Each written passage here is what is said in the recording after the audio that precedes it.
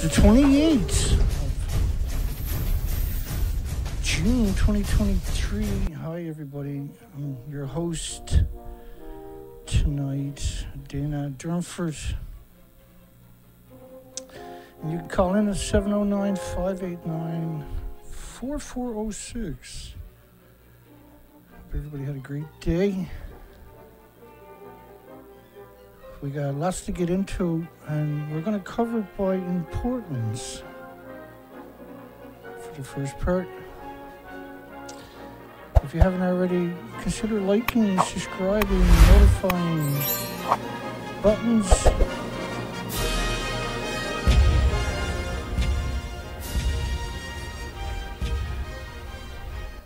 And I don't hide away from anybody. I want to make that clear tonight in particular.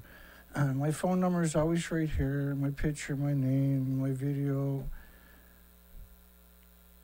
I'm very accountable, and I quantify my assertions with documentation.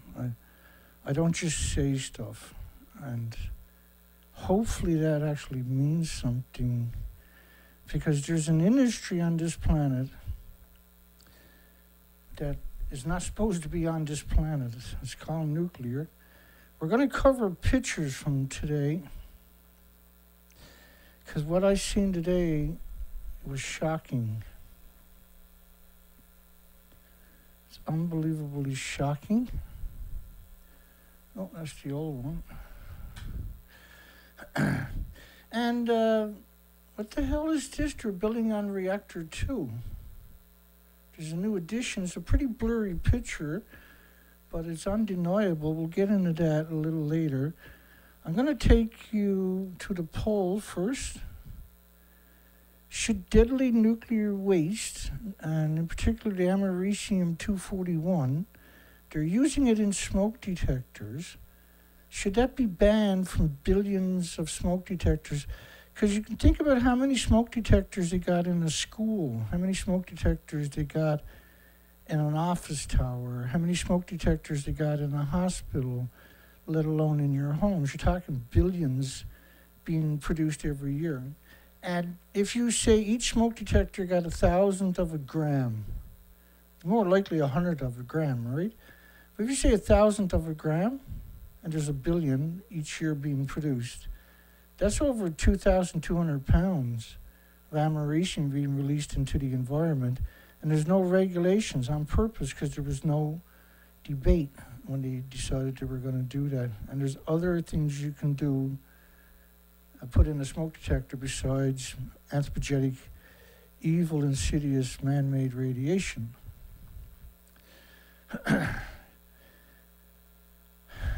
Okay, so just bear with me. I'm going to take you to the pictures today. After the live stream, we streamed for 2 hours from the ocean, and I went back to some of the bird colonies and took a bunch of pictures and zoomed in when I got home, and I wasn't very long before I realized we got a real problem. Now, this is 10 trips on the Atlantic Ocean, and we haven't seen a single migratory bird in 10 trips. 10 trips on the Atlantic Ocean in 2023. Now, we've done research expeditions on the Pacific Ocean. Let me give you some background before we get into those pictures. So we got plume models of radioactive fallout from France, for instance, many, many different countries. We got academic studies of the actual fallout, the disposition, which quantifies that particular types of models. This is 16 days from the tsunami, not all the meltdowns, which happened over 5 days. So this is basically 10 days after the last reactor blew up. The whole planet was covered in radioactive fallout. And there's many, many different countries produced the same models. We had launch research expeditions on the Pacific, and we covered from Vancouver, British Columbia to Alaska for 6 years straight, 4 to 5 months on the ocean doing research. And well, we got the big one up. Species counts. And so what we ended up discovering was extraordinary. And instead of having the conversation, I was marginalized and smeared and vilified and demonized and attacked and slandered and arrested, even given gag orders to silence me. And all I'd done was went out and documented the coastline. And so what I discovered was the species to your left were actually eradicated. So now we had to go back year after year to figure out if they came back. So the pictures to your left are 2011, 2010, and around that period, right? So that's what the coastline of British Columbia looked like. And this is after Fukushima. We went back year after year, the species didn't recover, and there should be over 7,000 highly visible species in the tidal zones. And this is another plume model based on 27 days of radioactive fallout. And you can see the bottom model, it covers the entire planet. And then you got all the species to your left never returned, they were exterminated. That's from radioactive fallout. And so there's been incredible cover-up meant to lull you into complacency. It's been very, very effective. We're doing research on the East Coast, and I'm going to immediately take you over there. But this was all of these was the entire coastline was this incredible, unbelievable, just amazing, wonderful universe of species, this magical world right on your own planet. It was like going to an alien planet and finding all these beautiful species. And that's where you're going to have to go if you want to see them again, is to an alien planet. Because the nuclear industry has wiped that out. They're shipping food from 14 prefectures. 14 prefectures, were banned by 55 countries. They continue to grow food and harvest it right alongside of 1-ton bags of radiation. In Japan, there was an extra 865,000 cancers in the first year. Excess. Not everybody got health care. Not everybody was diagnosed. And there's 1,800 other diseases. This affects the species. And so we're doing research on the East Coast. This is the biggest migratory path on the entire planet. And I live stream 2 hours a day. So there was a Tikalass, which is like a little seagull colony. We're going to show you some pictures of that. There was a small colony, if that's what you want to call it, of puffins, and which is these pictures here. And there was around 200 cormorants, and they were nesting. So I zoomed in and I got the birds in their nests, and this is what I want to show you quickly coming up. And then there was probably 1,000 seagulls on the island. Now, a few days ago on that island, when we got to it, the first thing we saw was a seagull throw a baby out of the nest from the cliffs and go down and kill it and eat it, which meant that they were starving to death. That's the very emblematic of the species starving to death. So I went back after the live show, because we streamed all this, and this is where we seen the puffins, but they had went out to sea. They had went out to sea, and we weren't, when I went back, unfortunately, there was nothing to take pictures of. Amazing, eh? Shocked me, really. It's not the end of the world. I'll be back out there tomorrow. But it did shock me that I missed that opportunity. It was just, the big camera was hooked up to the gimbal, and we were live streaming with the small gimbal, and I didn't want to take the pictures right then. I said, I'll come back. And that's too bad, because that would have been, I needed to prove there was nests, right? That was the idea. And we wanted to see if there's any hatchlings or chicklets or fledglings in the nests. And so what I discovered, we got to back this up over the next few weeks. And that's all we need is another few weeks. We can back up what I'm about to say, is the colonies failed.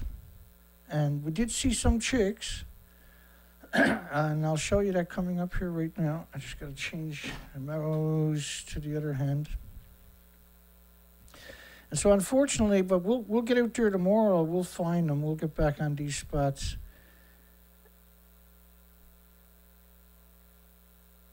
And I took a lot of pictures, and there's nothing there. I zoomed in on it all. And this was just that one little spot of land that we showed it on the live stream today, so they were there. Okay, let's keep going. We'll get past these. And then we came back to that island that I left off. And so on that island was a group of cormorants. We got better pictures than that, I'm sure. It was a group of cormorants, probably 200 of them. And they had some fledglings. I'm going to show you them. The seagulls, they had some fledglings. I'll show you them. The tickle-ass, which is like a baby seagull, and so I think it was 7 fledglings to 9 seagull fledglings. And we've seen maybe half a dozen cormorant fledglings, chicks, and we'll show you that coming up in a minute. And we'll get right on it. And so they can't repopulate with that few. They can't repopulate with that few.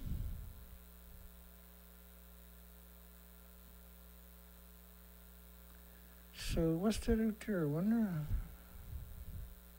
See that spot right there? Watch this. It disappears. There shouldn't be nothing out there. Or maybe there's another rock there. I can't remember. Let's see if it shows up. No, showed up over there this time. See that? And we can't tell what it is, unfortunately. I didn't see that, though, when I was coming in. Okay, let's keep rolling here. It went under, then it came back up. It could be rocks, I suppose. Maybe there's a bunch of rocks right there. Okay, so this is the front, or the west side of the island. And so there was a few chicks right here. There's 3 right there. So that was we're off to a good start, right?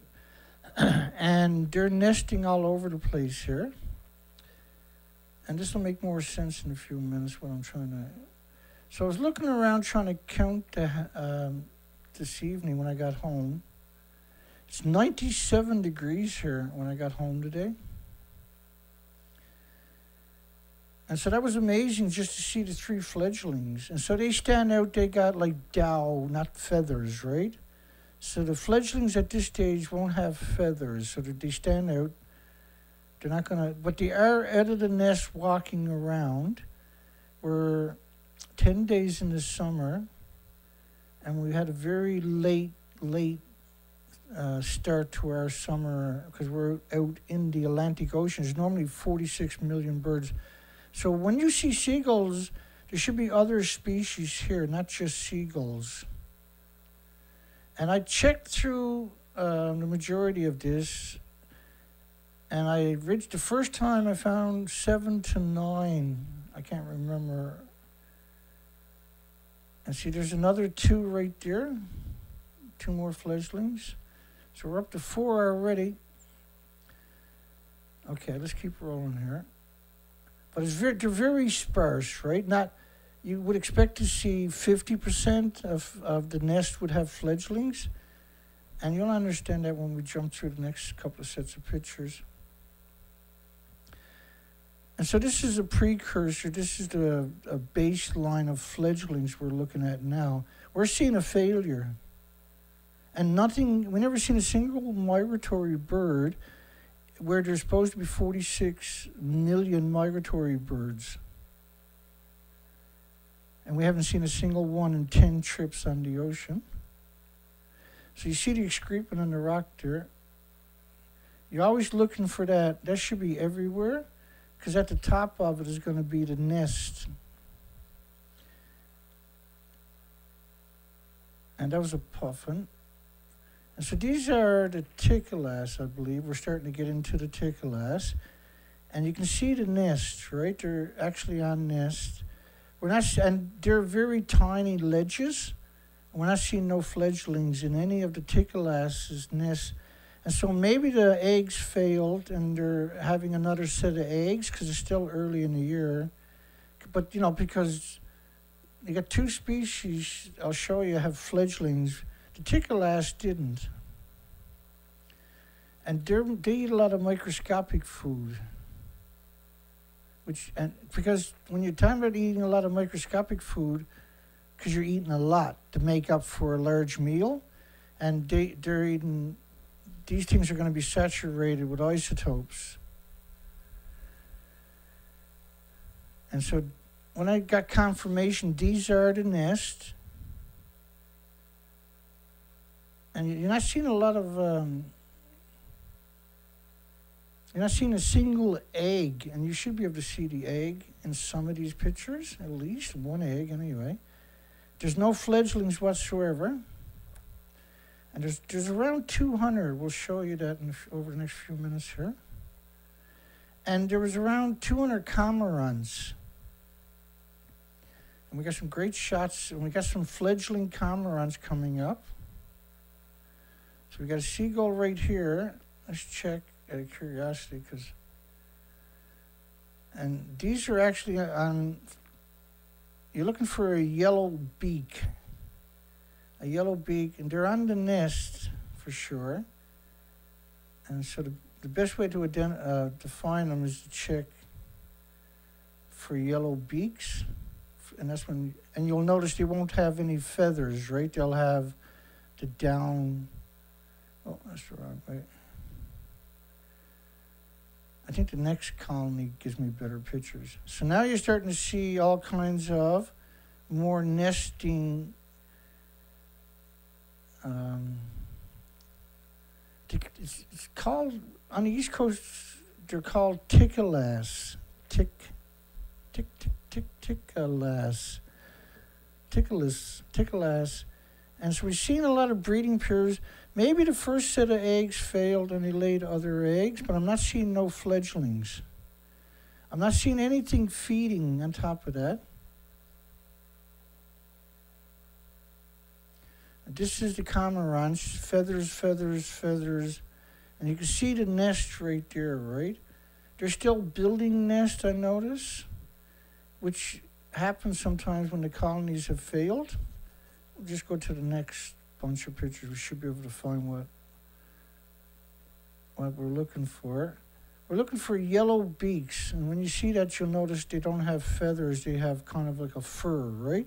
But at the same time, just below them is the Tikalass. They're like little small seagulls, and that's their nest. No maybes about it, because you can see the material underneath them, right?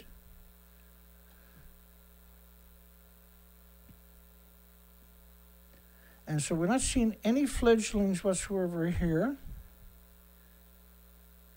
They are nesting though. No birds were coming and going. So the theory is all the seabirds, except for the cormorants, but surface birds are dependent upon the fish plant. There's nothing left in the tidal zones for the birds to eat. So he's sitting in a nest. He's obviously in a nest, or she. And then,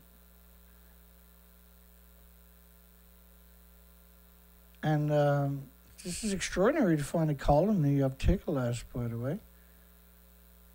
And you see all these pairs of Tikalass, they're partnered up.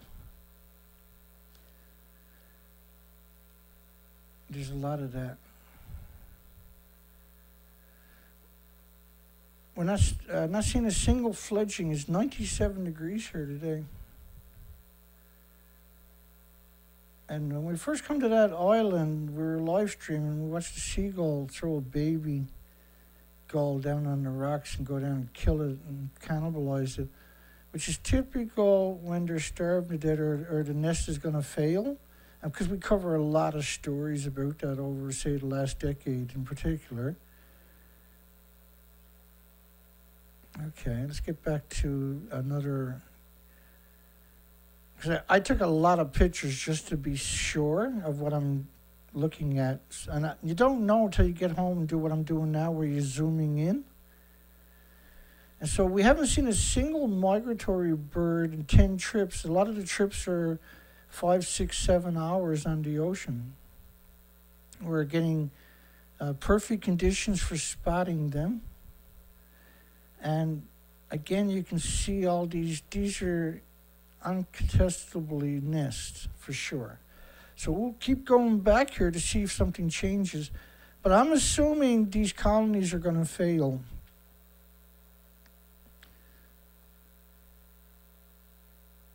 And we're seeing feathers in there.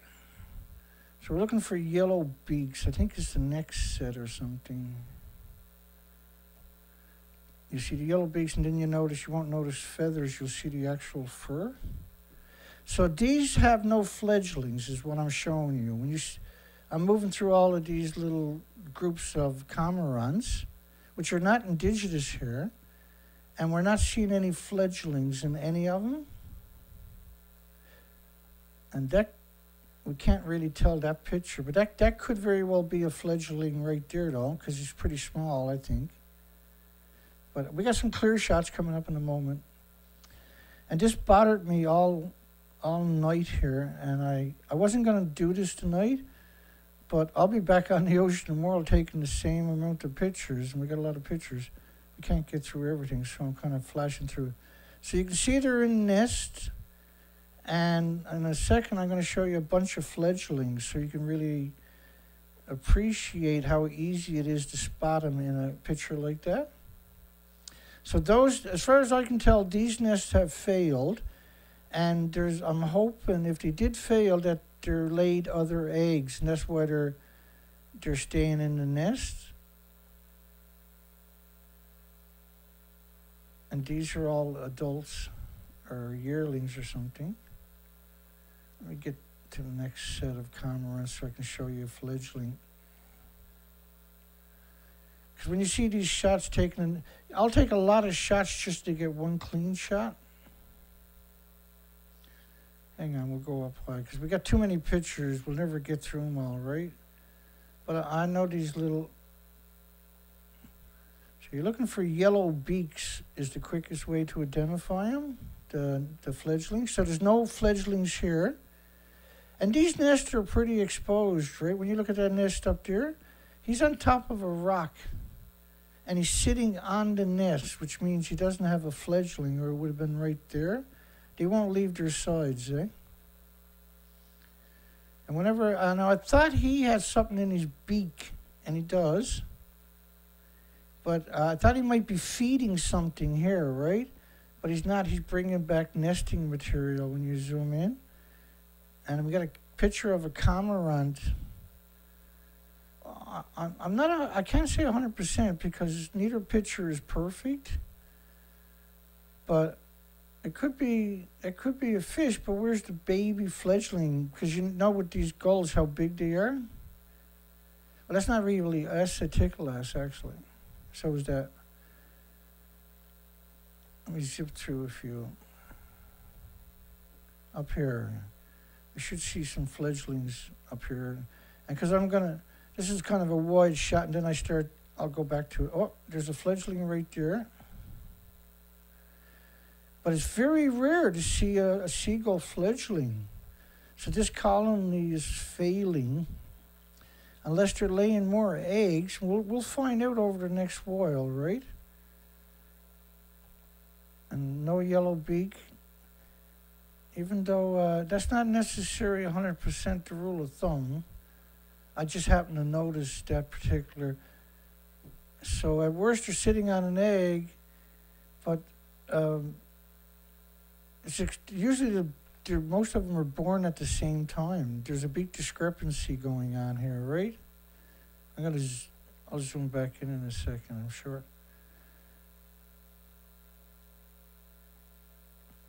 See if we can find a fledgling. There is some, and they're very distinct.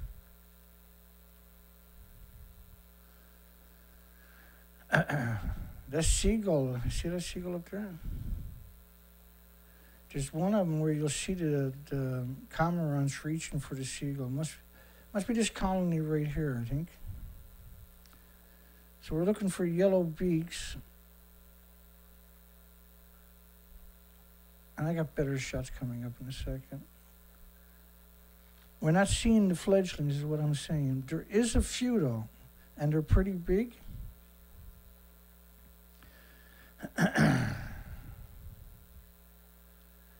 That's a bit better shots. We'll get through this and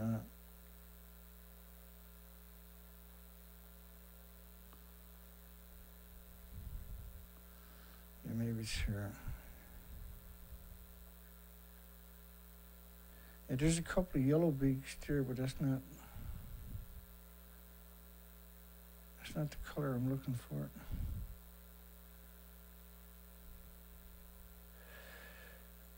And so we're not seeing there, right there, look at that. There's a couple of fledglings right there. I think there's 3 there.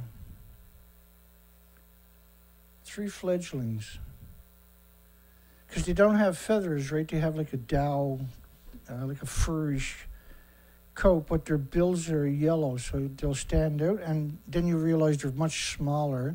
And there's another one on the other side, so there's 4 right there. There's 4 right there. There seems to be 1 right here. Oh.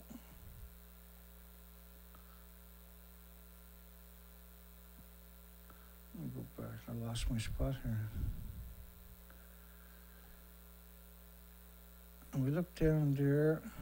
They got yellow beaks, but they got feathers. So we're looking for the ones without feathers that are smaller, right? Seems there's still a lot of them, the majority of them are still nesting. They're physically nesting. There's no way to misinterpret that.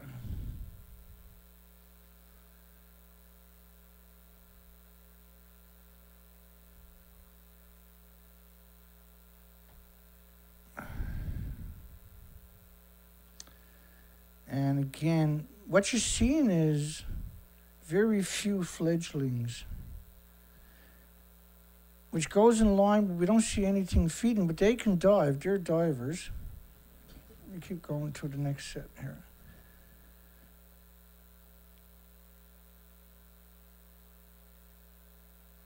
There's a set, I know when I see it. I must have went past it. And that's an older one. But they stand out like a sore thumb in the silhouette, because they do this for hours sometimes to dry themselves off. They'll just stand there in that kind of angle. Yeah, so there wasn't many, but there was fledglings. They were fairly big. There was no fledglings for the tickle-ass. And you're getting no migratory birds whatsoever on any of the cliffs. You're just getting 4 species. And finding 50 puffins on the cliff, we showed that during the live stream. That was amazing, which is, but it should be everywhere, but it was amazing we actually found that. And so we're going to keep checking on these colonies. And there's another little seagull fledgling. And they're pretty big, right? But they don't quite got any feathers yet. But now they're outside their den, so why isn't, because there's 1,000 birds on this island, why isn't there, say, a 50% or something, or even a 40% survival? Because we assume that they're being killed and eaten by some of the seagulls that are cannibalizing, because there's a failure of the colonies, right? And I thought this one might have been feeding a chick or something. But he wasn't. He's on the inside. Oh, there's a couple of fledglings up there, I think. There's at least 1 there. Yeah, 1 there in the grass. And we're almost through. We're almost through. There's a fledgling right there. There's 3. There's 2 right there and 1 above them. So there's 2 right there and 1 up here. And so I've lost count. So there's probably 12 or 14 out of 1,000. And they're big enough now that they're outside the nest and they're stood up they're not going to go anywhere, right?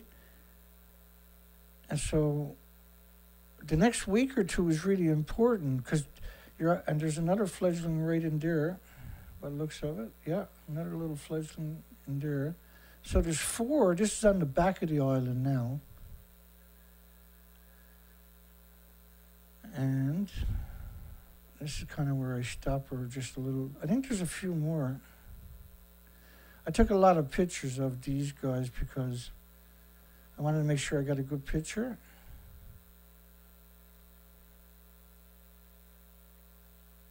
And I think there's one right between them. Yeah, there's one right there. I was looking at these today, and I said to myself, the colony has failed. There's another one right there, look, up in the top corner. So probably when it's all said and done, I will find 20 or 25. The original first time through, because I was going pretty fast, I guess, I found 7 or 9. But we're not finding lots, is what I'm saying. But they're big size, and we've seen them over the last week, right? So how come we're not seeing a lot? And the weather last week has been really good, except for one day.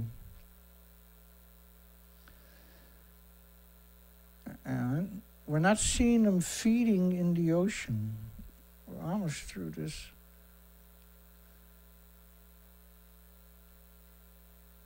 I thought there was one there. But it's really hard to find any fledglings. And then they don't leave they only a few feet at best away from the nest. There's one right there, and I think there's 2 behind them. There's one right there. And there's one up there on the rock. And so they're easy to spot because beautiful day, they're very... They're getting a nice size to them. There's not a long transition from them being eggs to flying, right? So things will progress rapidly. A little shocked that we've seen so few. And this is the first time that we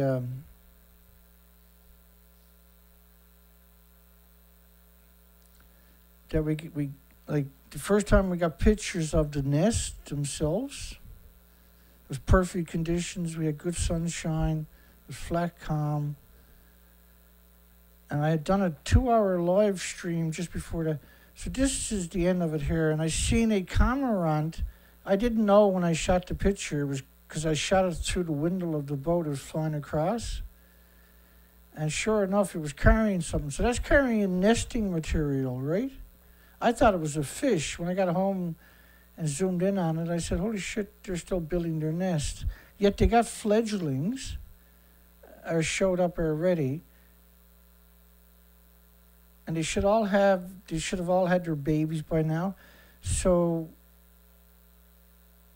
maybe they laid more eggs, still early in the summer.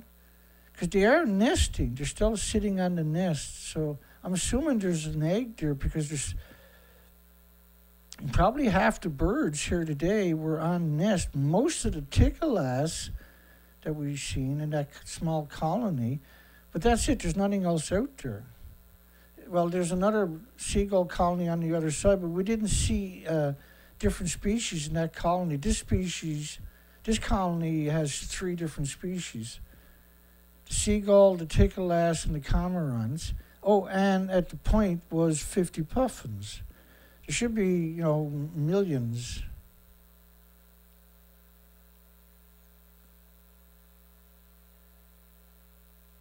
Anywhere locally, so I'm going to head in and get tickle-ass pictures and the cormorants that we've seen and see if we can spot any fledglings on that island. So we came back out for the puffins, but they are gone. So I guess I didn't see them anywhere in the water, anywhere locally, so I'm going to head in and get tickle-ass pictures and the cormorants that we've seen and see if we can spot any fledglings on that island where we stopped the live stream earlier. And there's nothing on the rest of the cliffs. There's that little bay, remember I went into? So I'm going to zip back, hopefully zip back. And so I came out at full speed that time, but let's try that again. Let's do it on video over here. So, at around 3,000 RPM, I either will or it won't, right? Okay, so drop the motor all the way down, then bring the motor up a little bit. Try again. Try again. Okay, bring the motor up a little bit more. Up a little bit more. Try it again. I'm not going to take you through that. It was just me fucking. Bring the motor up a little bit more. It worked eventually. I guess it worked. Well, that's what's been working so far. I think it's that routine, or it's just luck, I guess. So the motor all the way down. Anyway, I'd done that for a couple minutes and then it worked. Motor works fine, but I think it's a tilt sensor. I didn't mean to show you that. That's okay. Okay, so that colony is going to fail, for sure. That's the worst news possible. There's only a couple of little tiny colonies. The 46 million migratory birds haven't showed up. There's no flocks of birds flying. There's nothing in the tidal zones. There's no sea urchins, no mussels, no clams, no crabs, no little eels, no little guppies, no little baby fish hiding out in the rock piles. But it should be highly visible species, even though it's the East Coast. There should be trillions of baby sea urchins they grow pretty quick in this cold water, right? And we've seen weird temperatures today.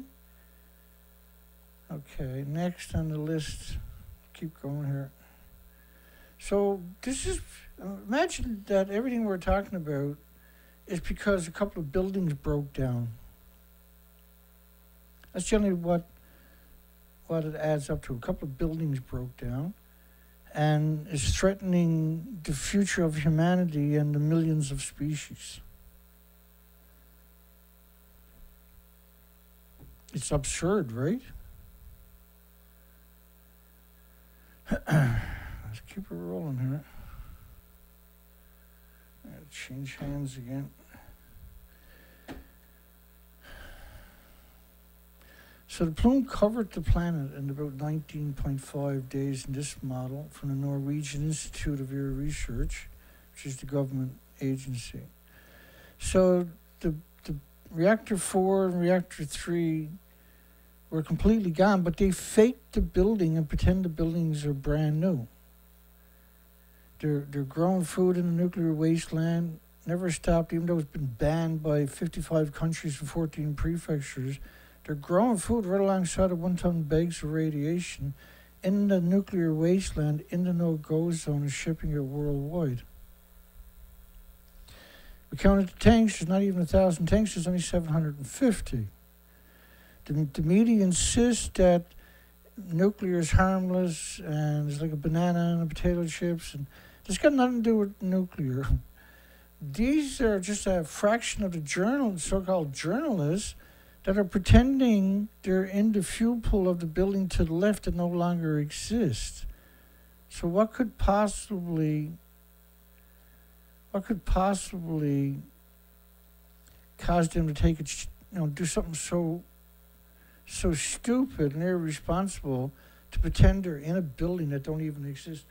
Because that means the whole media had to be in on it. That means all the universities have to be in on it, because nobody's called them on it officially, right? And when I emailed Greenpeace and faxed or text Greenpeace Twitter Greenpeace these pictures, they blocked me. Canada blocked me, United States Greenpeace blocked me, UK Greenpeace blocked me, New Zealand Greenpeace, Australia Greenpeace blocked me. And now nobody in Greenpeace will talk to me. I'm a bad man. And so we're going to cover a news cycle while we're here, hopefully. It's been a long literally a long day. uh, but after seeing that, I'm shook. I'm shook by seeing the failure of the few colonies that remained.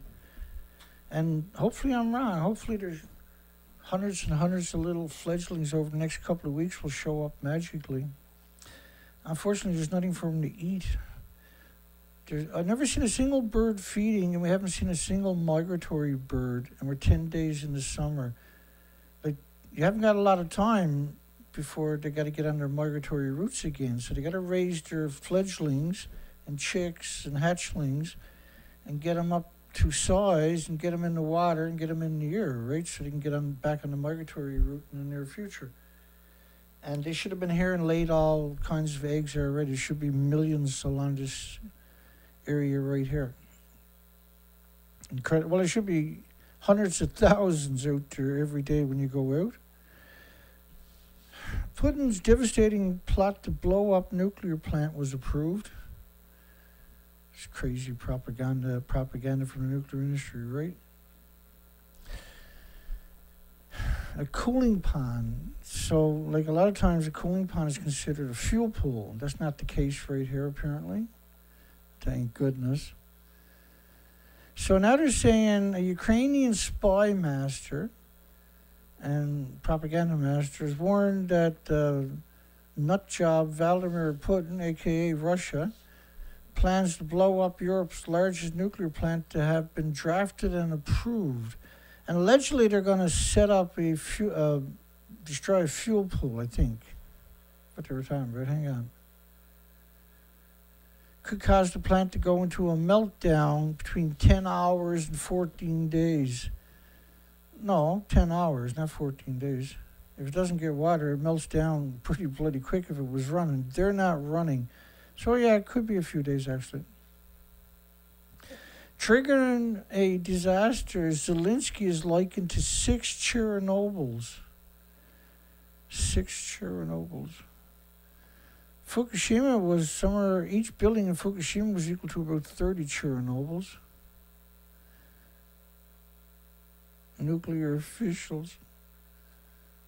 That's like a naughty word in the near future for everybody. He warned a massive explosion and meltdown to plant 6 reactors would cause contamination, at least on a Chernobyl scale. Well, 6 reactors melt down. These are all huge reactors compared to Chernobyl. So, like, instead of using Fukushima, which was 4 reactors and 8 fuel pools confirmed, they used Chernobyl. Had no fuel pools, was a brand new reactor, was running on graphite instead of pure uranium plutonium.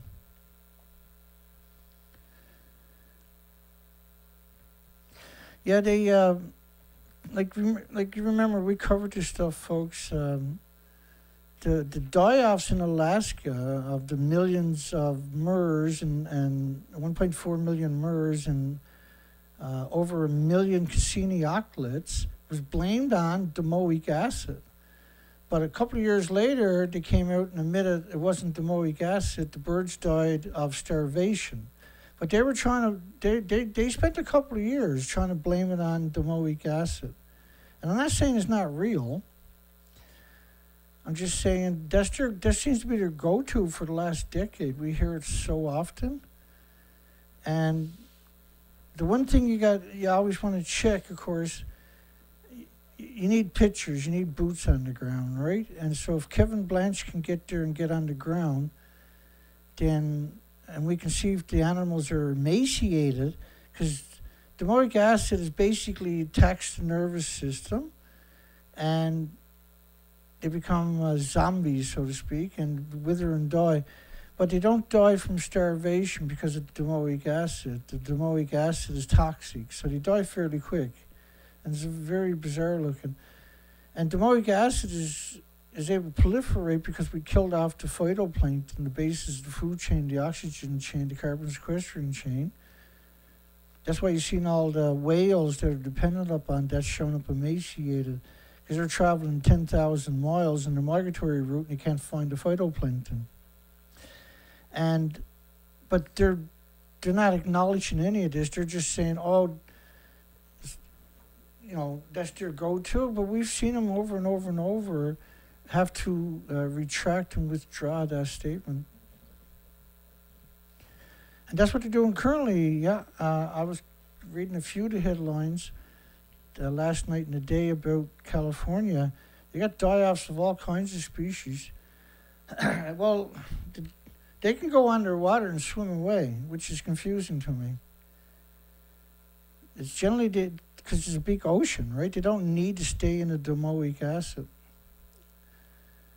which doesn't cover. I think it's hypoxia too is going on, because you kill off the base of the food chain. And gamma shine sets it's all in motion. It's right. Radiation equals acid, or acid equals radiation, and that's the cover story, folks. Thank you. Hi, Chelsea, John, Peaceware. Hi, everybody. Port Angeles. We're now officially started into the show. We showed pictures to start off tonight. Dana Nasana. Hi, Dana.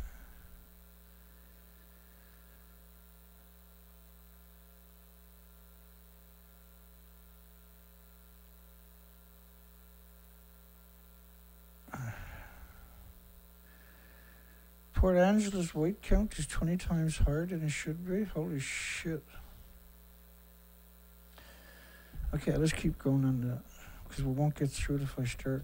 It doesn't matter, I guess, but Chernobyl incident only saw 5% of the reactor core leaked into the environment. 5%. 5%, is it? Just bear with me. So 5% in Chernobyl. Let's look at Fukushima. Oh, all of it's gone. Oh, and decades of reactor cores and the fuel pools at the top of the buildings are gone. The fuel pools are at the very top, and so is the reactor core. So Chernobyl lost 5%. That's reactor 3 and 4. That's 100%. And decades of reactor cores lost. And so the industry is actively promoting Chernobyl as the world's worst nuclear accident, which is absurdness. And Chernobyl was bad, don't get me wrong. You can go watch what Netflix didn't tell you about Chernobyl in my videos. And that's quite the eye-opener for Chernobyl. Remember, all nuclear accidents are terrible, but Fukushima is the granddaddy of it all. Okay, let's keep it rolling. Nuclear waste transportation draws opposition in the West. Because they're... Now, hang on. We're getting there. She's a little disoriented here tonight for some reason. Long day, I guess.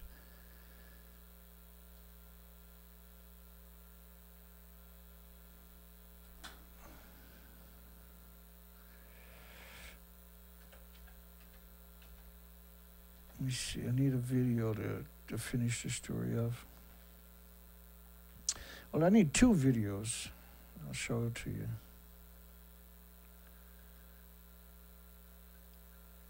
Bingo. One, Kevin Camp. And the other one has to be, anybody want to guess it? You haven't got much time, because I can find this one pretty quick. Maybe. And where are you two? Oh, there you are.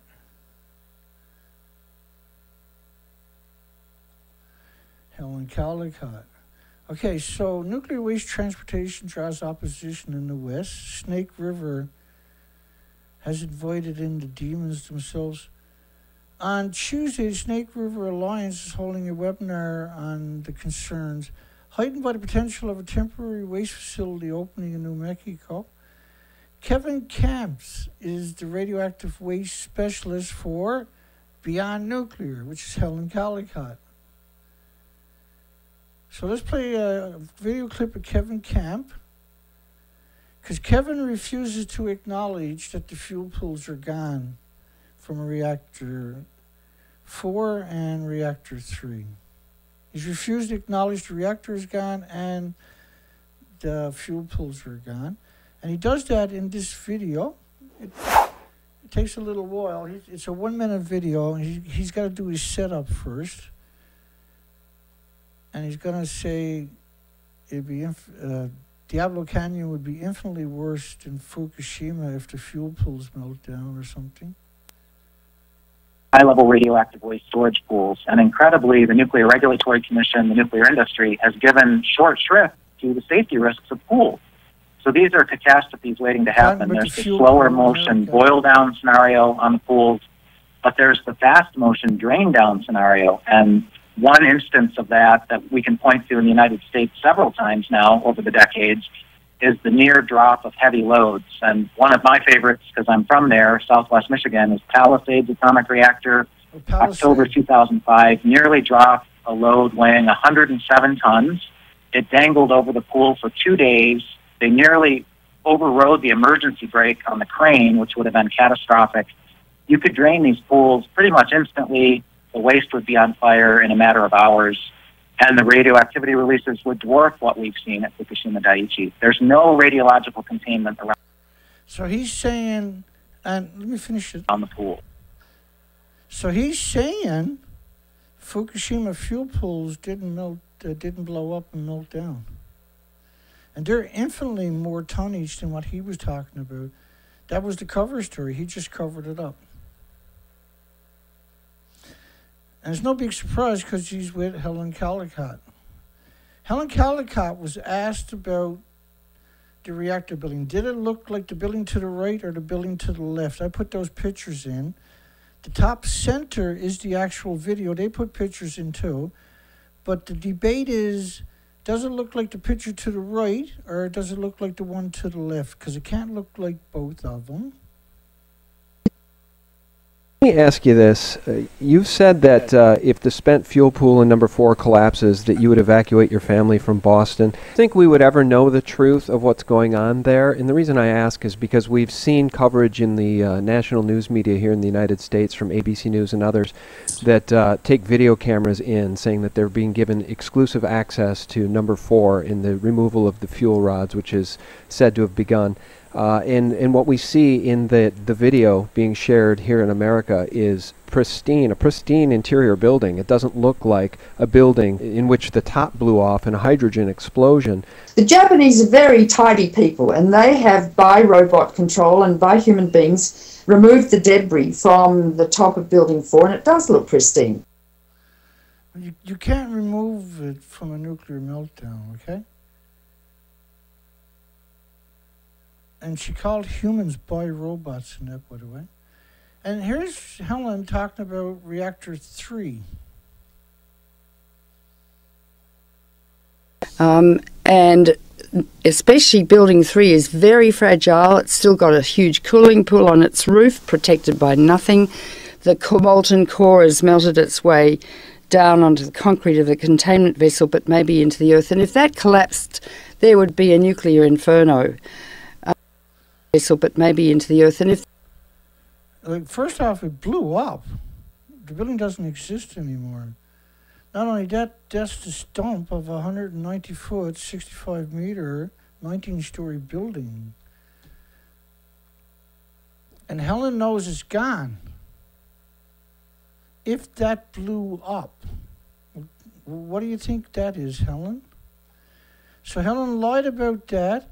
Lied about reactor 4, and Kevin Camp, who works for her, lied about Fukushima fuel pools too. And Snake River got sucked into the scumbag void, and they're calling them their experts. They're expert lawyers, right? And Helen Caldicott wrote 14 that I know about anti-nuclear books.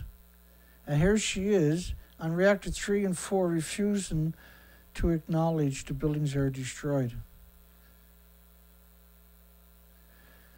On to the next scumbag. It never stops around here. But they're pretty egregious because they're going around to all the activist groups and offering their, well, I'm a nuclear expert. I'll work for free. Thank God. It could have been If the fuel pool went over here, it would have been worse than Fukushima, which meant Fukushima fuel pool didn't go. But what about the documentation, for goodness sakes? If that's not evil, what actually is, I wonder? Watchdog group has concerns over nuclear micro-reactor plans. And again, Kevin Combe, right, is the expert. And Helen Callaghat, quite the degenerate human, man. Instant Genius podcast, the race to bury nuclear waste in hidden bunkers. And hidden instant genius, instant idiot. To answer these questions more, we're joined by Lewis Blackburn, nuclear materials scientist at the University of Sheffield. You get, like, the thought of getting the truth out of anybody from these institutions and universities is laughable. We've been covering this 5 days a week for years. We've never caught a single one tell the truth. Here's this was from the Eagle Scout magazine. I read that every day, by the way. That's my, when I wake up in the morning eating my Cheerios, this is what I go read, the Eagle Scout. No, I don't, of course. I'm just making it up. But these guys don't. They actually do that. 5 things we learned from 2 Eagle Scouts who founded their own nuclear disaster startup, their own nuclear disease factory. There's, just looking at them, you know they're bad apples, right? O'Sullivan and Rodriguez Rand, two future mass murderers in the making. They met at the University of Chicago, and they learned they had something in common. The 2 Eagle Scouts constructed a business plan to implement their ideas that are full of propaganda from the nuclear industry, I might add. And so the result is Alpha Nerd, I guess that's supposed to be, is it? And they want to reprocess they want to make mixed oxide fuel. The industry got them on a pedestal. They got access to endless nuclear people to give them a voice, and they got all kinds of help. And the nuclear industry is going to do everything they can to help them get up and running. Oh, you want to make mixed oxide fuel? Hang on a second. I got a few people want to meet you. And what made them disgusting, they're in the Eagle Scouts, which is children magazine, and they're telling absurd propaganda in that. Nuclear fuel recycling.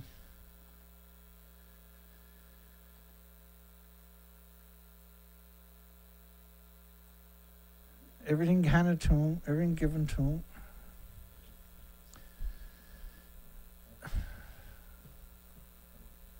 We have no shortage of support from the nuclear community. Whatever they need, they can have to carry through, right? What's your vision for the end result? It's 100% of the fuel is used instead of 3%. So, and the problem is that the emissions from the fuel cycle, the radioactive fallout, is 2 billion times more toxic than industrial poison. But if you put it through a chain reaction again, that's Murphy's Law for all the species right there. He said the nuclear power will be 3 times cleaner than any other clean energy source today and fully accountable for its meager ecological impact. I showed you the impact at the beginning of the show and a 2-hour live stream today. It's an extinction event. Nuclear waste will be a rare material lasting 300 years instead of 300,000. So again, they're concentrated on the mixed oxide fuel, which is illegal, by the way, in America. So why are you even talking about it? It's illegal in Canada too because it's so evil. It poisons everybody within 1,000 miles immediately, and everybody else in increments over time. I'm not going to put you through the propaganda. You've heard it 1,000 times, and they're really good at regurgitating it. They said the carbon footprint is as low as the wind, but is offline 8 times less. Unbelievable scumbags is what these kids are. The future energy with a concerted partnership between nuclear, wind, and solar. They just kicked the shit out of wind and solar, and now they're going to say, well, you know, wind and solar can't give you base load power. Canada closed down 750 wind and solar farms last year. Now, they had $4.5 billion allocated to them through the government so they can have storage. And the government was like, oh, shit, they'll make nuclear obsolete. So they closed down 750 wind and solar farms and then gave the $4.5 billion to Bruce Nuclear Power, who's going to make, you guessed it, storage. And I think it's a coward thing to say what they're saying. It's the coward route. It's the most cowardly route you can take. It's the most dishonest and disingenuous. It's deceitful. It's completely dishonest. I don't know.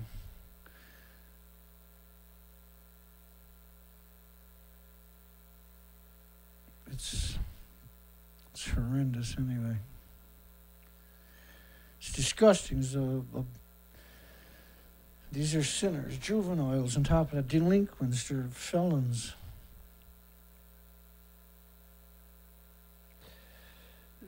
They're going to create genocide with the mixed oxide fuel. That's what mixed oxide fuel is a genocide machine. We may not only risk braving the worst effects of climate change. That's quite the statement. We may not only risk braving the worst effects of climate change. Now, these doofuses, there's no way they can come up with a line like that on their own. They're doofuses, right? They got a whole bunch of tension because they want to promote a disease factory known as mixed oxide fuel. They're eco-terrorists is what they really are. It's inexcusable. It's wicked anyway, whatever. So Aranon Scouting. So this is a scouting magazine. And they got a and what makes it so insidious is you got all the kids will read this incredible dishonesty and think it's real. So that they can have their little office and they get a little budget from the nuclear industry. They get a stipend every weekend or something. So they can go out and buy some gadgets. This is out of South Korea. No radionuclides in Fukushima wastewater have exceeded the limits this year. No nuclear nuclides in Fukushima. In response to the heightened public concern, the South Korean government launched a daily press briefing. Well, you wouldn't have to do a daily press briefing if there was nothing wrong. You can't filter the water. If you go into my playlist, you'll find all kinds of videos on that. This is Matthew Wall. Stinking, dirty, shady, warped, bent, crooked, egregious bandit terrorist, actually. Matthew Walt is a terrorist. And when Fukushima melted down, Walt showed up at MIT instead of a nuclear scientist and answered questions from the community. Instead of a nuclear scientist, they gave him. Now he's with the Breakthrough Institute for the last decade, I think, or so. And he can't be that without being evil. But he's a disgusting parasite, like those two little bastards we just covered from the Boy Scout. Many of them work better than when they were first opened, says Lunatic. You know, so what he's basically, for some reason, and when you read the article, you say, this is the writing of somebody scared. This guy is desperate. You don't have to sell something if it's good. per se, right? And it's been around for 80 years. You wouldn't have to put it on a pedestal. So what he's done in the whole article is try to defend nuclear. This is what he does with every article he's ever put out. How do you know when a power plant is old? Well, the reason that there was originally a 30-year limit was because of the neutron bombardment radiates everything on site. 90% of the material on site is radioactive. But the containment vessel, which is 1,000 to 2,000 pounds per square inch, which is crazy pressure, becomes brittle, what's known as embrittlement, from the neutron bombardment, the gamma shines, the X-rays, the beta rays, breaks down the integrity and radiates the infrastructure. That's why there was a limit, because you were trying to avoid a catastrophic event. And so Matthew Wall came out and apologized again and said everybody's fear-mongering, nuclear is harmless. It's odious, right? It's atrocious. It's wicked. Department of Energy awarded $56 million to the U.S. universities, National Lab for Nuclear Energy Policies. Again, to solve complex problems to advance nuclear technology and understanding. And I think that was 35 U.S. universities is what they're throwing the money at. So if you took the same 35 U.S. universities and resolved the geothermal, and the only issue with geothermal, where you can do it anywhere, is being able to drill a bit deeper than you can today. So you can do geothermal anywhere today for sure, but to get into 800-900 degree Fahrenheit temperatures, you need to go an extra couple of miles, and it takes a little bit longer. You can do it, but it takes quite a while. Now, if you drill down to 600, 700, 800 degree Fahrenheit temperatures, you can replace gas, oil, coal, and nuclear plants with geothermal, leave everything in place, turn off the gas, oil, and coal commodity, and just whack in geothermal. And geothermal plant will probably run for 120 years or something, right? Because we have advanced technology today. It's not like we're building and even there's lots of factories, lots of equipment out there today that is 70, 80 years old, right? But we have really good quality equipment today. And if we built a geothermal plant, you can literally walk away from it for 100 years. You only need a small handful of employees to change light bulbs.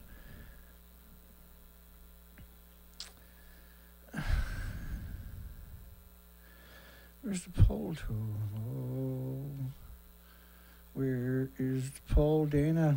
It's coming. I'm sorry. I apologize. We're up to 38 votes. And should deadly, stupid nuclear waste like americium-241 be banned from billions of smoke detectors worldwide? I think it's a good idea. I don't know why you would want nuclear waste in your house. And so it's probably 1/100th of a gram in each smoke detector. But if you do it at 1,000 pieces per gram for 1,000 smoke detectors per gram, say, right? That still works out to 2,200 pounds, 2,200 pounds. And it might not sound like a lot, but in nuclear, deadly nuclear waste, holy shit, it's ridiculous because it's splitting atoms, right? It's heaving atoms into the environment too. Because you're talking about a physical piece. You're not talking about the atoms in a container. You're talking about an actual physical piece that we're talking about. And so say it's 1/100, well, you got to add another zero onto it. Now it's 22,000 pounds a year of nuclear waste going in people's homes and landfills. And a lot of these people are burning, and you're releasing the isotopes into the environment. And they're counting on that. The same as the exosigns are full of insidious tritium. And the first part of last night was an amazing amount of documentation on tritium. It was just shocking, really, and how harmful this stuff actually is. And there's over 2 million of these tritium exosigns in America alone. Canada has 2 factories producing them. Canada probably has 1 million in Canada. And Britain and other countries, and of course China and India and Pakistan are using these exosigns. And they're only meant to last 10 or 15 years, and they break down. And that releases the tritium then into the environment, which lives for about 120 years. No, that's why it glows in the dark. It actually glows in the dark. Fish market in South Korea. I think this is South Korea. In South Korea, is almost empty because of Fukushima.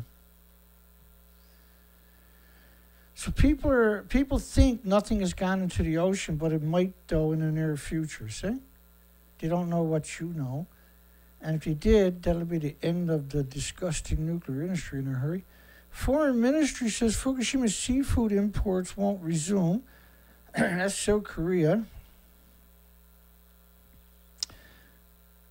Now, South Korea is, because the new administration is pro-nuclear, so the previous administration acknowledged, that they had 1,000 times background fallout in South Korea. They closed down 130 schools and sent the children home because of radioactive fallout.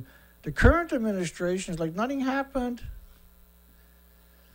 And they're gone to war against the population, this administration in South Korea, to promote nuclear. They're willing to poison everybody. They're deceiving and manipulating everybody in the country. They're holding daily press briefings where they sprout nothing but propaganda.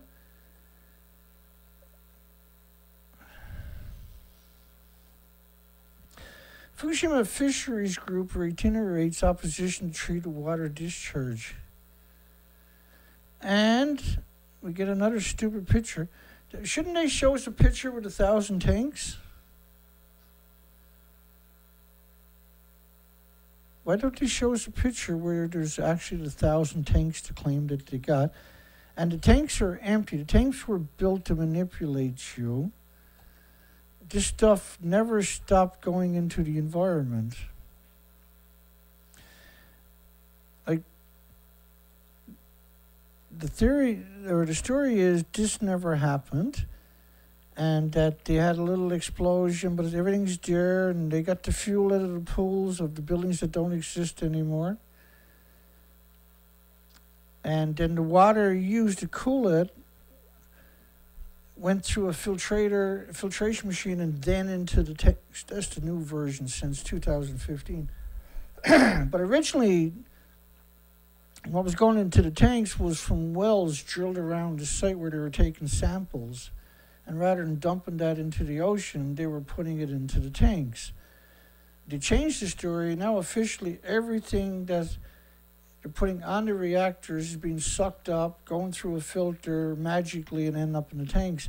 But nobody else on the planet is using the ALP system because the ALP system doesn't work. You can't filter radiation in that capacity because you can't get in the building again after about 20 minutes forever. It's like that facility in Hanford where they're going to put nuclear waste in glass and case it, which is not going to work because of the Wigner effect, right? The gamma shines, the X-rays will break down the glass. But once they start up the building, it took them 18 years to build it, you can't go back in it. And it's the same thing with the filter, which is infinitely worse. And so they're claiming 100 tons a day, which is less than a garden hose split 4 ways on 4 reactor buildings. That's what they're talking about. They split a garden hose 4 ways, and that's actually 140 tons. But they say they're only using 100 tons to cool the melted reactor cores. They got to do that for 30 years. The reactor cores are gone. So it's very confusing if you're not familiar with the story. But if you come here and you see a few of these shows, if you're reasonable, you should be able to work it out, because I'm providing you with so much documentation. Compared to last year, sales have more than halved of seafoods. Anxiety grows across South Korea as Japan prepares to release the water. And so they got these people perfectly brainwashed. I mean, this is perfect brainwashing, where you refuse to acknowledge what's been going on for 12 years and you're worried about what might happen instead of what happened. This is Neptunium-239 dispersal based on TEPCO's numbers from a major institution. But it's only based on venting. It's not based on the actual melted, destroyed reactors that I showed you. Right? It's not based on what was lost from these buildings. It was based on somebody turning a valve and releasing something into the environment, which couldn't have been done because when the tsunami cut through there, it took out all the telephone poles for 1,300 miles.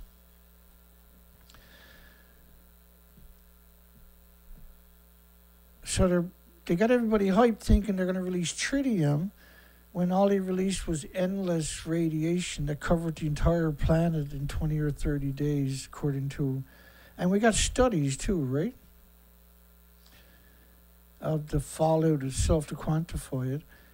Regulators began final safety inspection before treated Fukushima wastewater is released into the sea. So they're claiming nothing has gotten into the sea. Nothing. It's quite the magic trick, isn't it? That model is 27 days. And this is reactor, well, it was reactor 3. It was the same size as this building originally. And in the video, you can actually see the fuel pool falling out of the sky. And there's no pictures or videos of reactor 4 detonating for some strange reason. But we know they have videos, 100%, because it was on the 16th, and so they were well established by then. I mean, there was thousands of people there the day it went, right, originally. Excuse me. I got to reorganize my gear because we've been at this for so many years. I got... You know, stuff gets shifted around. It's over here, it's over there. This model from France, there's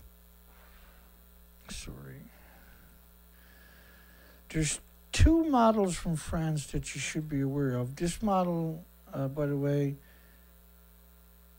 is 27 days of radioactive fallout covering the entire planet, which breaks the food chain, right? So this model is from the IRSN, which is the French government, of 1 million to 10 million times detection levels of cesium-137. And this model is based on 9 days. Or no, this is the 18th of March, so 7 days. And this is 2 days after the last reactor detonated. There was 4 reactors detonated and lost 8 fuel pools and the reactor cores. And so this is another model, but of 30 days. And this is from the IRSN, which is the French government itself, based on 30 days of radioactive fallout. I'll just stop right there for 1 second. So you can get context, right? So I done the West Coast here for 6 years. And now I'm on the East Coast right here. I think I'm right there. I gotta go backwards now because everything is diluted by the plume. Let me get out of the way for a second. Dan, I got your big head out of the way. So right here, this is where I'm doing research. I'm right at the tip right here. So this is all open ocean. I'm out on an island in the ocean, the most easterly point of the continent. We're the last stop for migratory birds. Okay, so let's play that. I'll get it out of the way. So this model at 20 days, and I'll tell you when we get to 20 days. Countdown to extinction. We're at 20 days right here of radioactive fallout. And it's 25 days. You get the picture, right? 30 days. It's 32 days later. And so numbers of another study of the cesium on its own, we got studies on cesium, studies on xenon, 450,000 becquerels a cubic meter. We got studies on cesium-137 at 1 million to 10 million per cubic meter. We got studies on iodine-129 at 220 million atoms per liter. We got studies on iodine-131 at 20 million becquerels, and iodine-129 at 220 million becquerels in Canada, that one from Ottawa. We got studies on all kinds of different isotopes showing up in hideous, monstrous numbers. And so these saturate the thyroid glands of the birds and the insects, the mammals and the animals, and they start mutating the hormones, radioactive hormones. And for the babies, they're going to have director stem cells in their bones, right? So the babies, and particularly the really vulnerable, like birds and small mammals, small animals, and particularly the insects, which, you know, there's millions of species, right? They were exterminated in increments over a few years. And so they got 1,000 tanks, but a single reactor can fill up 1,000 tanks 6 times a day. You can't cool a reactor by splitting a garden hose 4 ways, and you can't cool a reactor by using a garden hose either. It's the most dishonest thing imaginable to claim there's 100 tons a day. The reactors, when they're working, needs 4,500 tons a minute, each one of them. And they got to get rid of the tanks to prevent any accidental leaks. Well, if it's harmless, why are you worried about a leak? And when I heard the word leak, I really, I disrespect these people dramatically, let's put it that way. And so this is big story all day long. Japan begins final check. Reputational damage. Stored in 1,000 tanks to prevent accidental leaks again. It's collected, treated, and then put in the tanks. But that's actually not what happens. So they have 3 filtration systems originally. They have the ELP system, the Uriva, which is the French system, and the Ceres system. I should show that to you because that's what we do here. So let's do just a quick introduction to the tanks so you can actually wrap your mind around.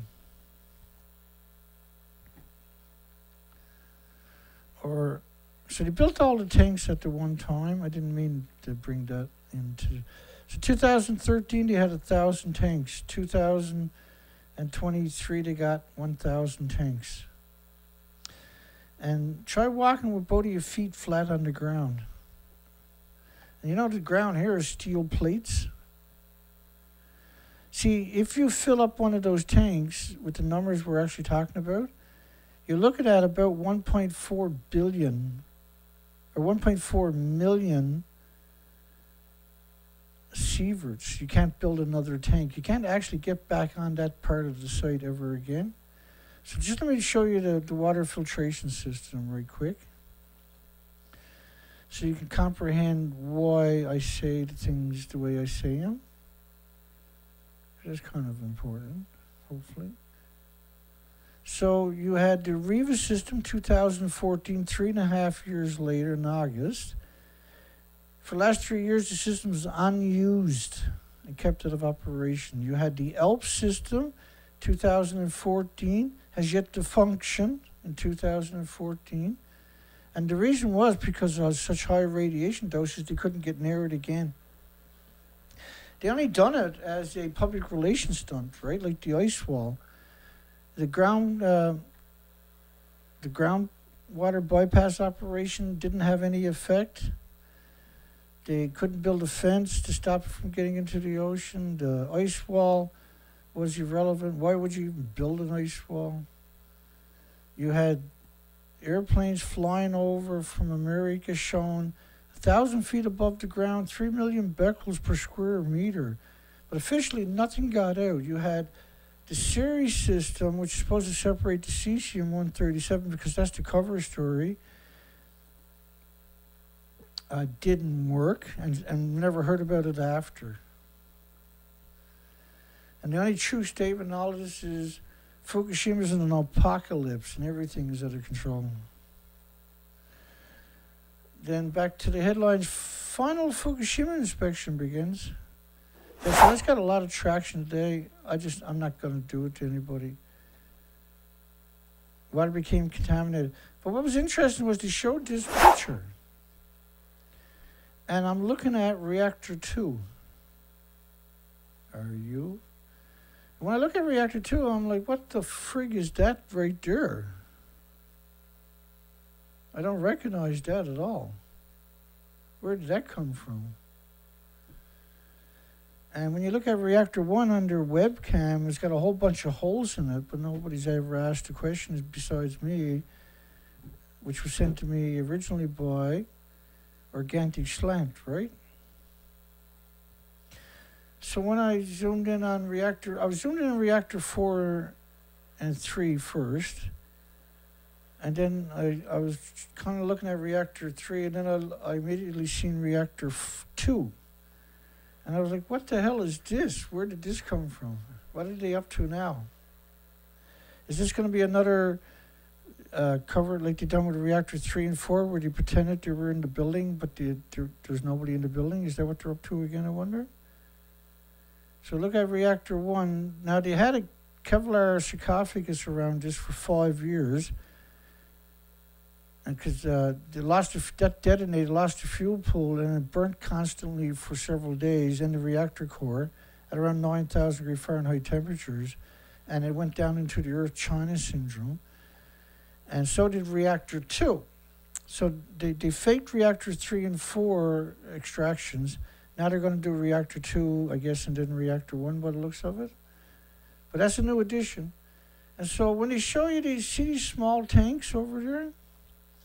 So when you zoom in, they got a bunch of small tanks up there. See those small tanks? And then they got they got 100 here and about 140 or 50 right there. And so that's well over 200 anyway. They're counting them as large tanks. They're calling them large tanks. And we've never seen them show us a whole picture of the site where there's actually 1,000 tanks. There's not a single picture out there where you can count. Now, the closest we came when you count all the small tanks is 750 if you're being very liberal, or if you give them a bit of latitude, rather. So it's very curious of what they're up to with reactor 2, because we haven't seen that. And most of the media has been showing just the same picture over and over. I had a poll a few days ago, should they show a picture of a reactor or the fuel tanks or the 1,000 tanks? Because if they don't do it soon, they're going to say, oh, well, because we already released them into the ocean and we got rid of the tanks, that's why there's not 1,000 tanks there anymore. So you got to get them to show you now. And Minima Soma, which is in the nuclear wasteland themselves, the local Dreams of the World surfing event in Fukushima was crushed in the nuclear wasteland, thank goodness. Impact of nuclear disaster lingers. Yeah, lingers. It's still melting down, scumbag. And you're only a few miles away in Minima Soma. And you want to bring people from all over the world to a nuclear wasteland. You disgusting parasites. You revolting, despicable parasites. It's been abandoned since 2011. The World Championships will not be held as the locals had originally sought. Disgusting. Too stupid in a nuclear wasteland to bother getting educated. This was due to the Japanese government's plan to release the treated water, but they haven't stopped releasing the treated water. They can't contain it. You can't put this stuff in tanks. You can't filter this stuff. That was a model from Germany, by the way, showing the ocean contaminated in 6 years. The only problem with the whole story was the planet was covered in about 15 to 20 days, right? That's 20 days or so. That's 26 days, right there. So the planet, to suggest that nothing got out, when we got models and academic studies from countries all around the world, is a whole level of what the hell were you thinking? The nuclear industry has to go. We can't have humans and species and a nuclear industry. You can't contain the radiation from the 1,000 fuel pools on the planet. They're all still splitting atoms into the environment at a rate that is unbelievable. They wanted to attract 100,000 surfers to the nuclear wasteland so they could say, see, all kinds of people come to Fukushima. It's nice and safe. Eat the food, scumbag. Parts of the city became subject to evacuation order. The cities were evacuated to dispel harmful rumors by bringing them into the nuclear wasteland because you don't know any better. And then invoking the ALP system. I showed you the 3 systems. None of them were working in 2014, for goodness sakes. And lo and behold, another picture from an angle we've never seen before. So this is the 3rd or 4th picture from different media since we put up a poll. And none of these proved there's 1,000 tanks, by the way. But instead of using the same picture, we've been looking for 2 months straight everywhere.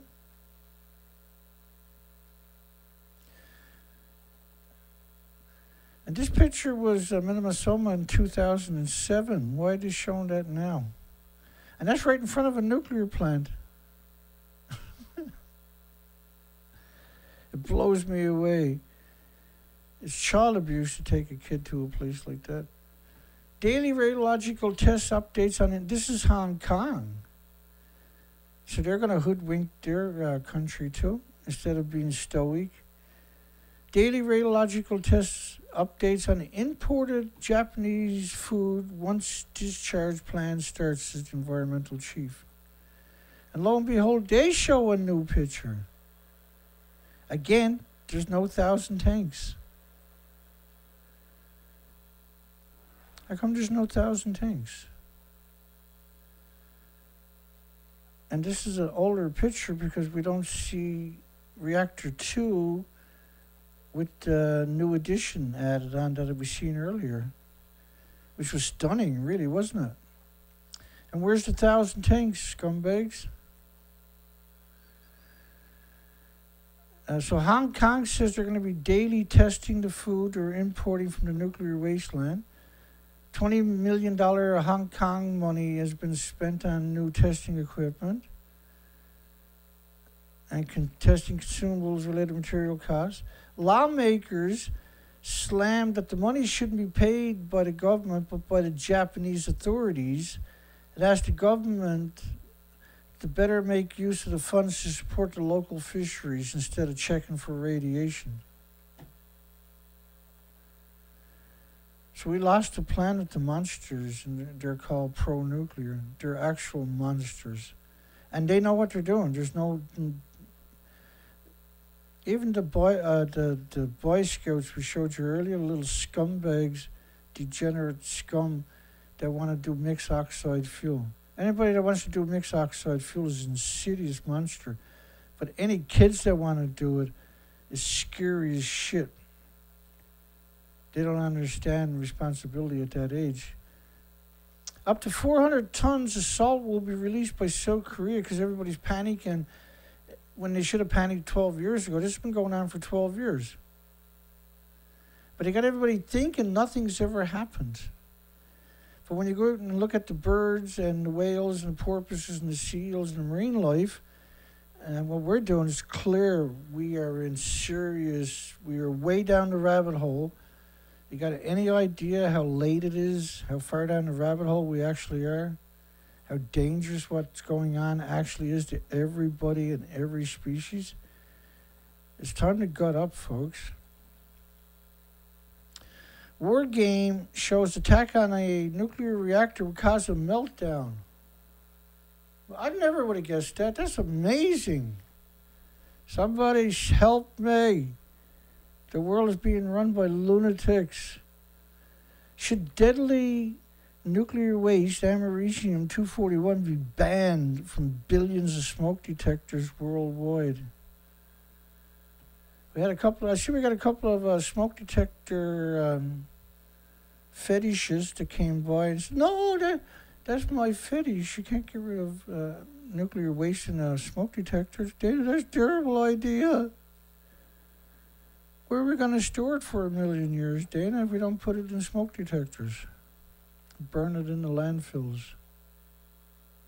How can anybody vote no to that? How do you get that? Now, if I was there, do you think for a second I wouldn't push Raphael Grossi down in that hole? Does anybody really think that wouldn't happen? Because I guarantee you, that's oops. Hey, you okay down there?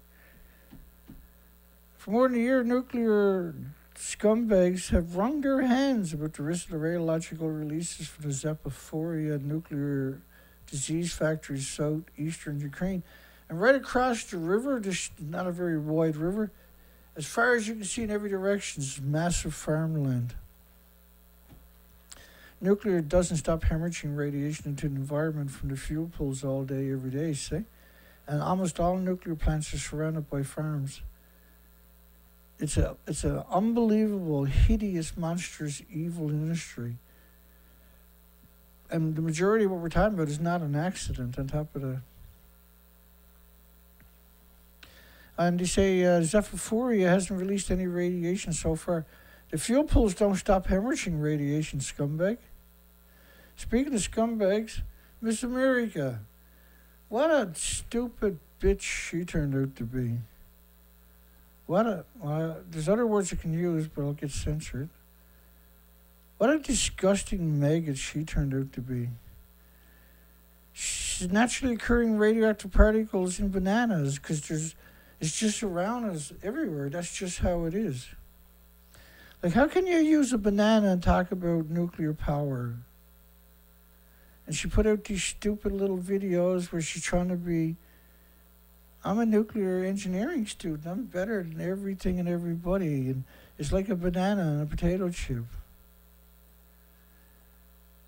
So she's using, as a nuclear student, her job is to get out and lie to promote nuclear, to deceive everybody. There's 6 times more breast cancer within 15 miles of a nuclear disease factory like a nuclear power plant. And she's talking about recycling nuclear waste, for goodness sakes. Like, you got to boil it in acid at 3,000 degree Fahrenheit temperatures, just to start. And you can't claw back the other radioactive isotopes, so they get vented.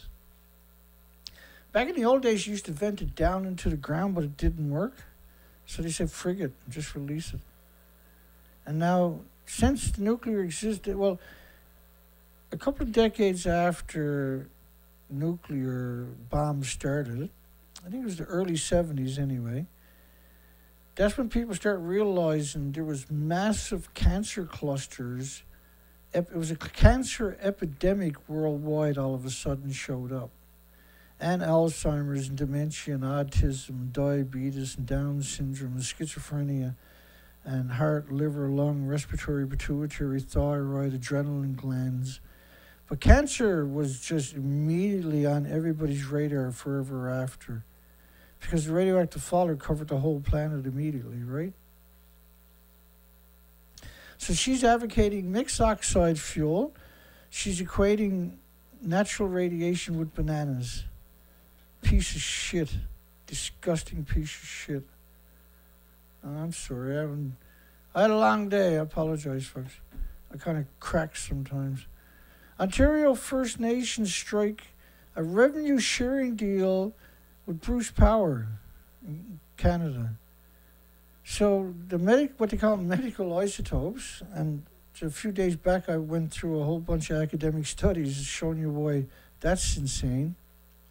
So it was only 3% of the radiation chemo survived more than 5 years, 3%. And the study was repeated in 2004 from 1985 or something originally, and they found the same thing.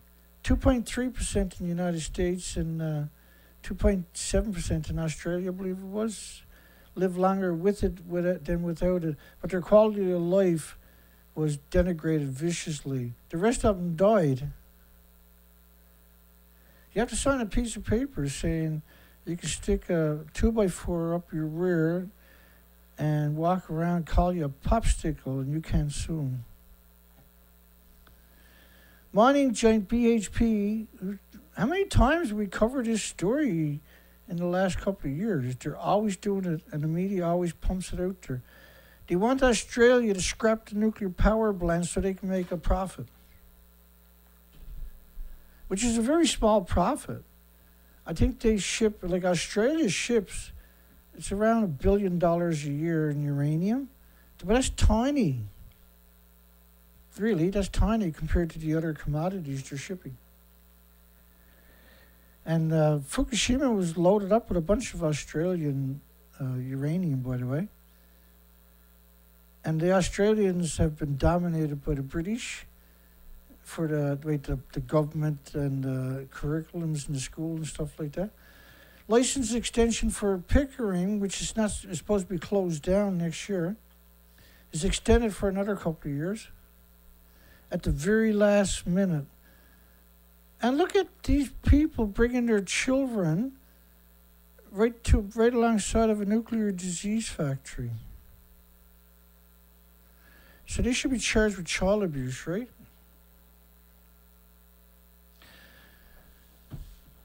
They should be charged with child abuse. Yeah, that's quite the picture, because you can see Reactor 2 got a new addition that they haven't explained themselves with. Okay, so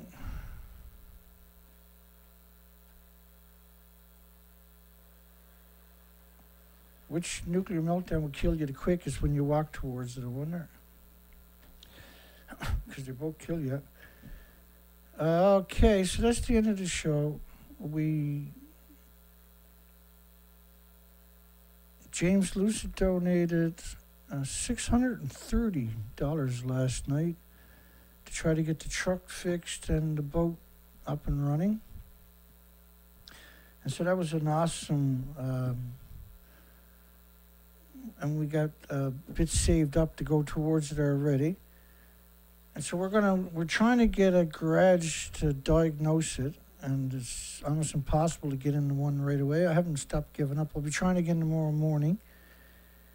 And that's enough to get started. And we got problems with the truck. We got to figure out what the frig is going on. And like a lot of problems with this equipment, you got to get a diagnosis, and then you got to order in the pieces yourself before you try to do it if it's going to be expensive, because you can save $500 or $600. Yeah, it's going to take a couple of weeks, but you'll save the money, right? If you do it yourself, or if you do it yourself, or at least get the parts. And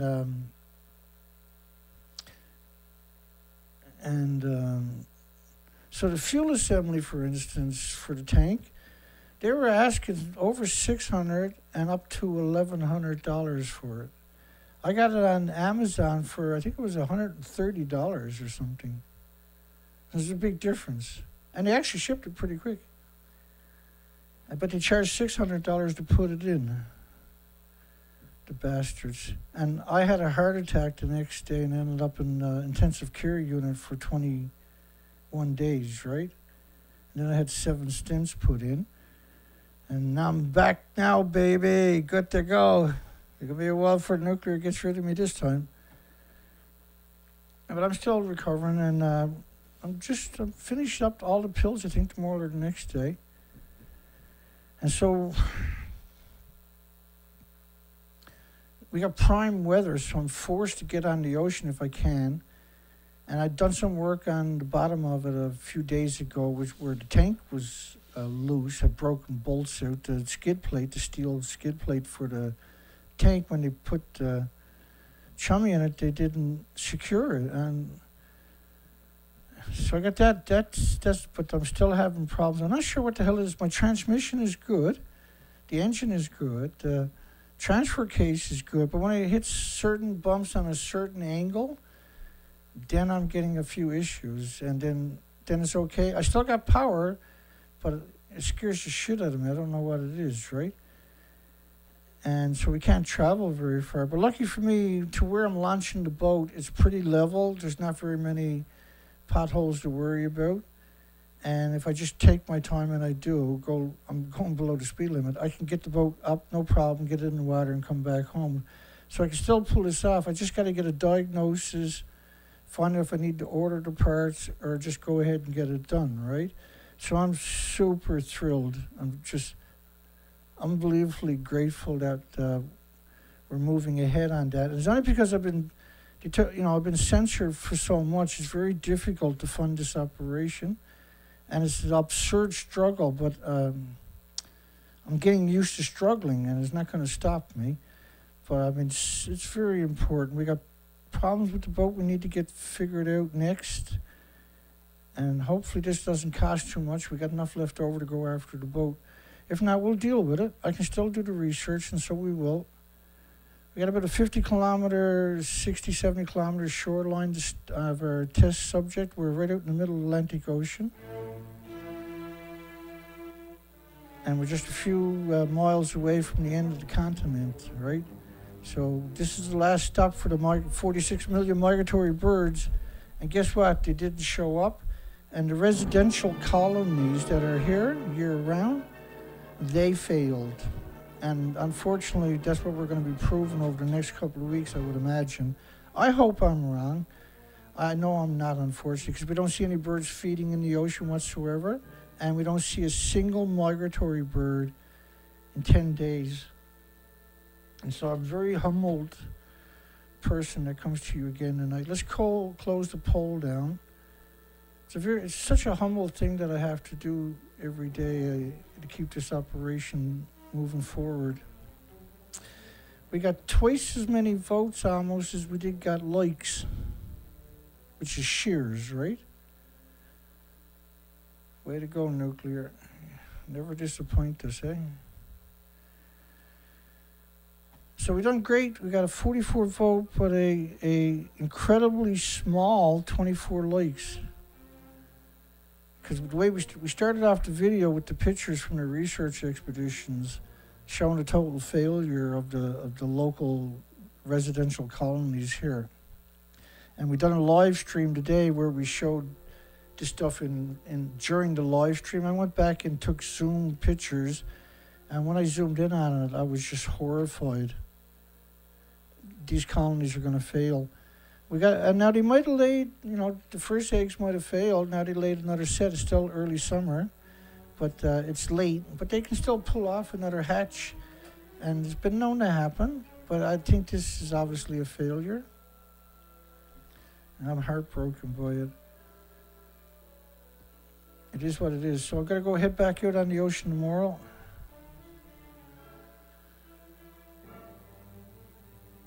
No, Nabi brought me some. Let's do a shout out tonight here. Nabi, because we're off a little early tonight. Port Angeles, I hope you're doing better, honey. John Shiflett, thank you. Gabriel. Dana Nisana, hi Dana. Hugs for you, my friend. Intentions 8. Radish. Good night, everybody. Chelsea MC, hi Chelsea. I hope your book is selling good.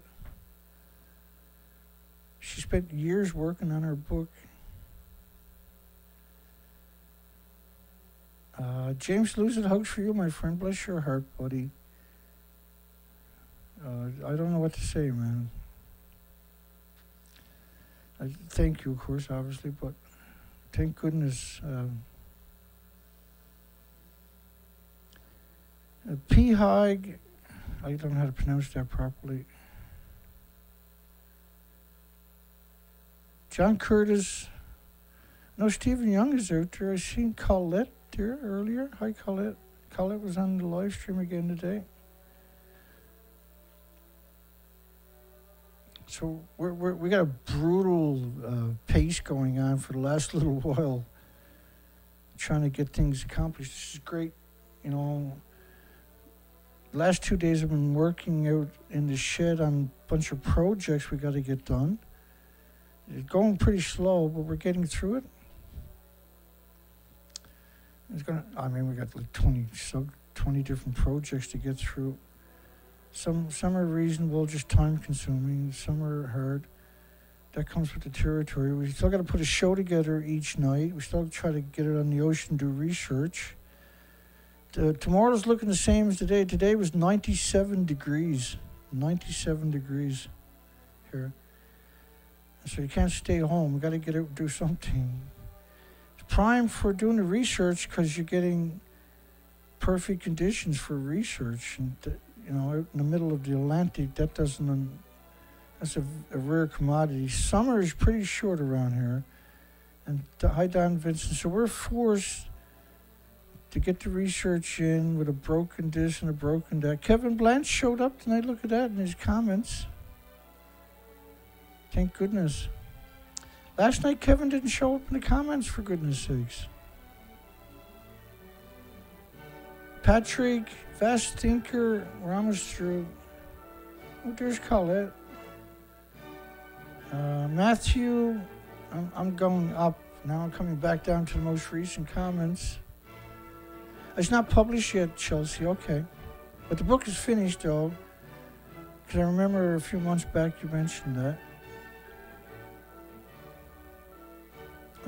You got the hard stuff already done. You'll get it published. I know you put your heart and your soul into it. You're very intelligent. I remember you called into the show, right? You're very, very articulated, so I'm sure things will go good.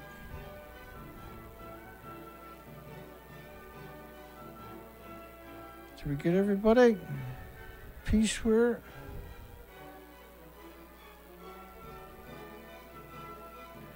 And Chelsea MC says, yup. There you go. Good stuff. Good night, everybody. Have a great night. Great day tomorrow. I'm probably going to be live streaming tomorrow. I'm not going to lie to you.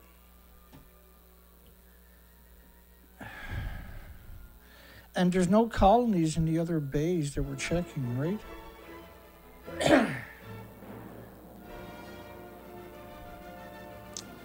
I got to pick up put $100 of gas in the boat tomorrow anyway, because we went out today with like 7 gallons.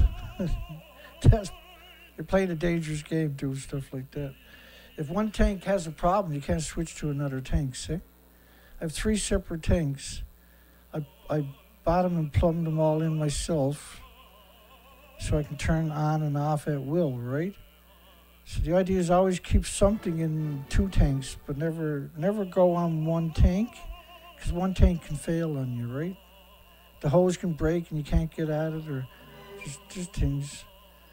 Jeff Poor, looks like I got everybody.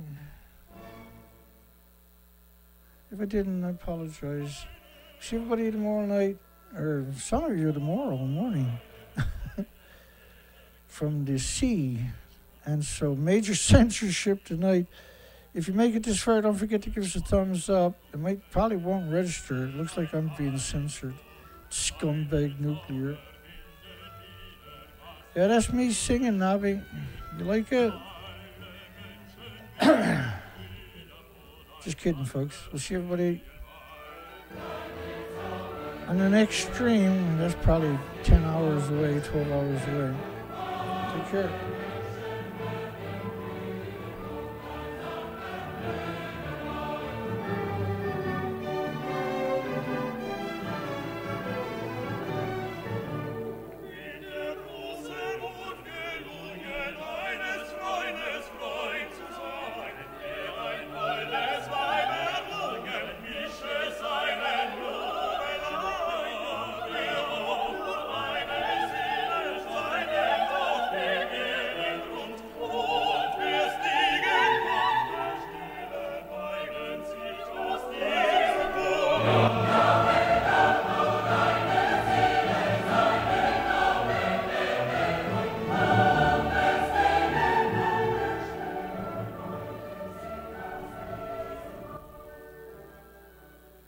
Okay, we'll see everybody tomorrow night. Have a great night, folks.